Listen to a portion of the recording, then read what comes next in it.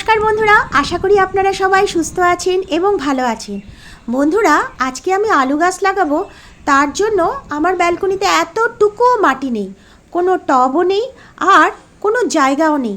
তাহলে আজকে আমি কি করে আলু গাছ লাগাবো সেটাই আজকে আপনাদেরকে আমি দেখাবো।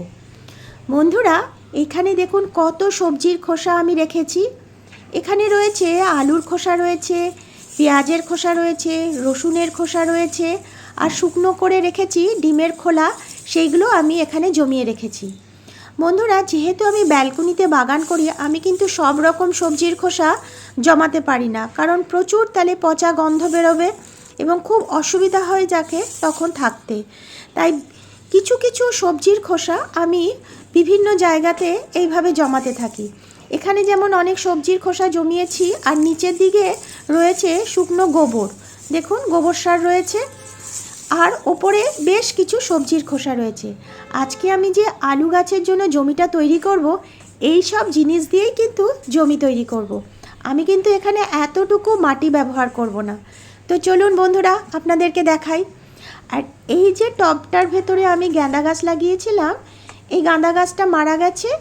এই টবের যে গাঁদা গাছটা রয়েছে, এটা কিন্তু কোকোপিটের ওপরে রয়েছে। এই কোকোপিটটাও আজকে আমি ব্যবহার করব। কোনো মাটি কিন্তু ব্যবহার করছি না। বন্ধুরা, এই যে আলুটা দেখাচ্ছি, এটা কিন্তু আমার সবজির ঝুড়িতে ছিল, আর সবজির ঝুড়িতে থেকে থেকেই এখন অনেক আলুর চারপাশ থেকে এরকম ছোট ছোট অঙ্কুর বেরিয়ে যায়। আপনাদেরও বাড়িতে দেখবেন আলুর চারপাশ থেকে এরকম অঙ্কুর বেরিয়ে যাচ্ছে। সেইগুলো এরকমভাবে যদি ছুরি দিয়ে টুকরো টুকরো করে কেটে যদি বসিয়ে দেওয়া যায়, আলু যদিও না হয় বন্ধুরা, আলু শাক কিন্তু খেতে বেশ ভালো লাগে আর খুব মিষ্টি হয় কিন্তু আলু শাক। আর যেটা আমরা করে থাকি একদম জৈবভাবে, এখানে কোনো রকম রাসায়নিক সারও ব্যবহার করি না।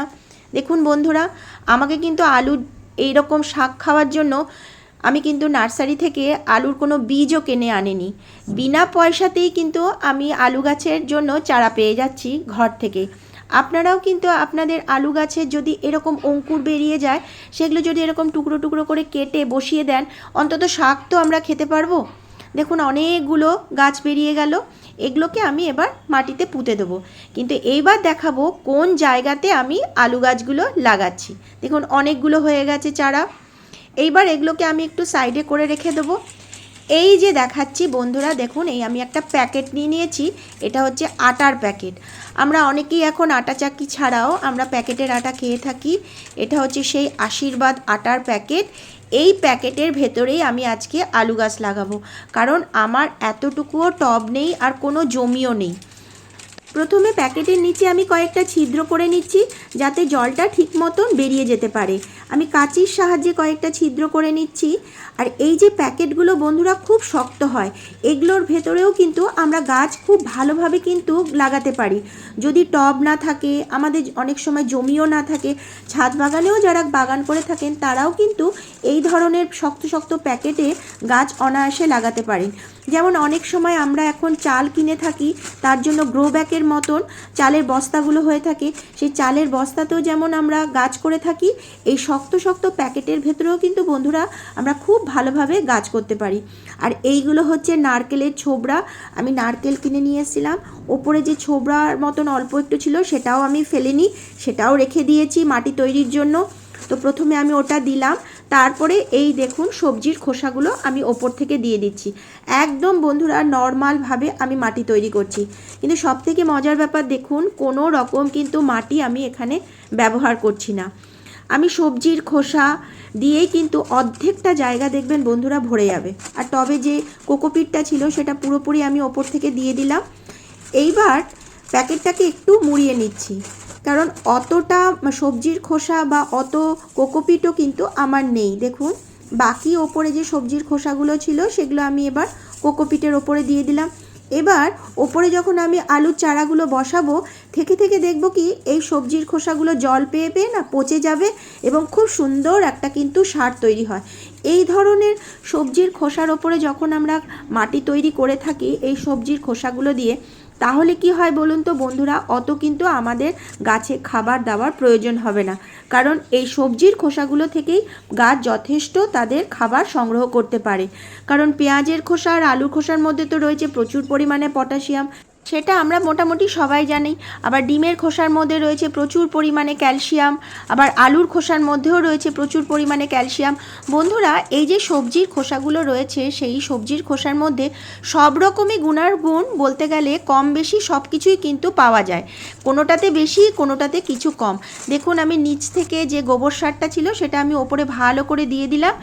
এইবার যে আলুর ওই পাশের যে অঙ্কুর দেওয়া টুকরোগুলো কেটে রেখেছি সেইগুলোকে আমি ওপর থেকে একটু সাইড করে করে আমি লাগিয়ে দিচ্ছি। বন্ধুরা, আমি কিন্তু বেশ ভালো মতন জানি এখানে কেজি কেজি আলু হবে না, কিন্তু খুব সুন্দর কিন্তু আলুর শাক আমরা খেতে পারবো। আর টাটকা একদম ঘরের তৈরি আলুর শাক, যেখানে কোনো রকম রাসায়নিক সার নেই, তার টেস্ট এবং তার গুণাগুণ কিন্তু বাজারের সবজির থেকে অনেক অনেক বেশি। দেখুন, আমার সমস্ত গাছগুলোই মোটামুটি লাগানো হয়ে গেছে। এবার ওপর থেকে কি করলাম, আরেকটু গোবর সার ওপর থেকে ভালোভাবে ছড়িয়ে দিলাম। এইবার কি করতে হবে, মাঝে মাঝে অল্প অল্প করে একটু জল দিতে হবে। সেটা একটু দেখে দেখে জলটা দিলেই ভালো হয়, যেন শিকড়গুলো আলুগুলো যাতে পচে না যায়। একটু ছিটিয়ে ছিটিয়ে আমি জল দিয়ে দিলাম। দেখুন কত সুন্দর হয়ে গেল। এইভাবেও কিন্তু বন্ধুরা আমরা গাছ লাগাতে পারি, টব ছাড়া, মাটি ছাড়া। এইভাবে কিন্তু আমরা অনায়াসে ব্যালকনিতে গাছ লাগাতে পারি। আবার ছাদ বাগানেও যারা বাগান করে থাকেন, তারাও কিন্তু এই ধরনের প্যাকেটগুলো ফেলে না দিয়ে গাছ লাগানোর ক্ষেত্রে ব্যবহার করতে পারেন। তাহলে বন্ধুরা, আজকে আমি আপনাদেরকে দেখালাম এই আটার প্যাকেটের ভেতরেও আমরা আলু গাছ লাগাতে পারি। শুধু আলু গাছ কেন বন্ধুরা, এই ধরনের প্যাকেটের ভেতরে আমরা টমেটো গাছ, বেগুন গাছ, গাঁদা ফুল গাছ, যে কোনো রকম গাছ কিন্তু আমরা অনায়াসে লাগাতে পারি। টব না থাকলেও এই প্যাকেটগুলো কিন্তু খুব ভালোভাবে আমরা ব্যবহার করতে পারি। বন্ধুরা, এখানে একটা ঝুড়ির ভেতরে আমি কিছু শাক গাছ লাগিয়েছিলাম।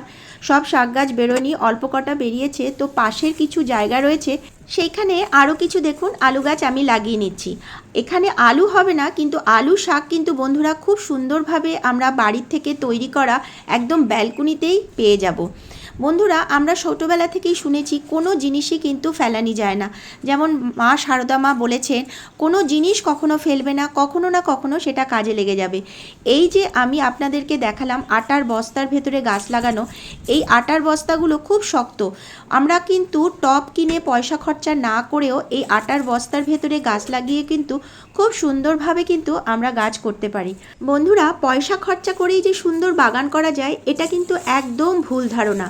বিনা পয়সাতে বা খুব কম ন্যূনতম পয়সা খরচা করেও কিন্তু আমরা অনেক ভালো একটা বাগান তৈরি করতে পারি, এবং সেখান থেকে যে সবজিটা পেয়ে থাকবো তার গুণাগুণ কিন্তু অনেক বেশি। যেমন ধরুন, আমরা যে এই যে কিচেন কম্পোজের ওপর বাগান করে থাকি, এখান থেকে যে সবজিটা পেয়ে থাকি তার গুণাগুণ কিন্তু রাসায়নিক সার দিয়ে তৈরি করা সবজির থেকে অনেক অনেক বেশি। তাই বন্ধুরা, ইচ্ছে থাকলেই কিন্তু উপায়টি বার করা যায়। বন্ধুরা, ভিডিওটা ভালো লাগলে অবশ্যই একটি লাইক, সাবস্ক্রাইব ও শেয়ার করে দেবেন। আগামী ভিডিওতে আবার দেখা হবে। অনেক অনেক ধন্যবাদ।